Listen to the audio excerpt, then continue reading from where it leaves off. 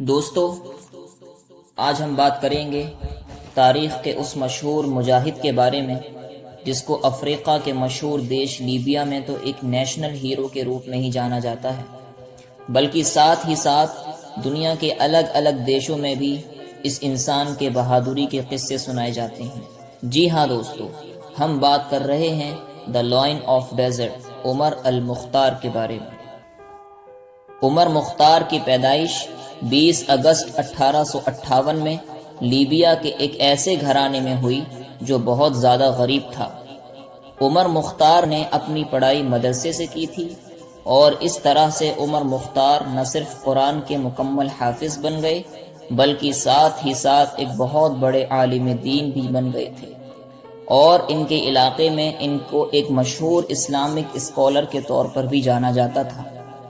یہ وہ دور تھا جب لیبیا سلطنت عثمانیہ کے انڈر میں آتا تھا، اور اس وقت تک سلطنت عثمانی بہت کمزور ہو گیا تھا۔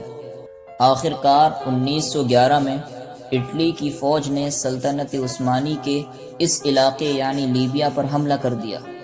عثمانیوں کو اٹلی کی فوج سے سامنا کرنا ناممکن تھا، کیونکہ لیبیا میں سلطنت عثمانی بہت کمزور تھی۔ اٹلی کے قبضے کے بعد لیبیا کے لوگوں کو کسی بھی طرح اٹلی کی غلامی پسند نہیں تھی، اس لیے لیبیا کے عام لوگوں نے اٹلی کے خلاف بغاوت کر دی۔ اٹلی کے خلاف اس جنگ میں سب سے بڑا چہرہ ابھر کر آیا، وہ تھے عمر المختار۔ لیبیا کے عام لوگ اٹلی کے طاقتور فوج کے سامنے بہت کمزور تھے، اس لیے عمر مختار نے اسی چیز کا استعمال جس میں انہیں سب سے زیادہ قابل جانا جاتا تھا، اور وہ تھی گوریلا جنگ۔ یعنی عمر مختار اپنے جانشینوں کے ساتھ گھات لگا کر اٹلی کی فوجوں پر حملہ کیا کرتے تھے، اٹلی کی پوری چوکیوں کو تباہ کر کے ریگستان میں غائب ہو جایا کرتے تھے۔ اٹلی کی طاقتور فوج لاکھ کوششوں کے بعد بھی ان لوگوں کو نہیں ڈھونڈ پاتی تھی۔ اٹلی کی فوج پر اتنے حملے کیے کہ اٹلی کے بڑے بڑے جنرلز کو گھٹنے ٹیکنے پر مجبور کر دیا۔ عمر مختار نے 20 سالوں تک اٹلی کی فوج کو ایسا نقصان پہنچایا کہ جس کے بارے میں اٹلی کی فوج نے کبھی سوچا بھی نہ تھا۔ عمر مختار کی بہادری کا اندازہ اس بات سے بھی لگایا جا سکتا ہے کہ اٹلی کے بڑے بڑے کمانڈر عمر مختار کو دا لائن آف ڈیزرٹ یعنی ریگستان کا شیر کہا کرتے تھے۔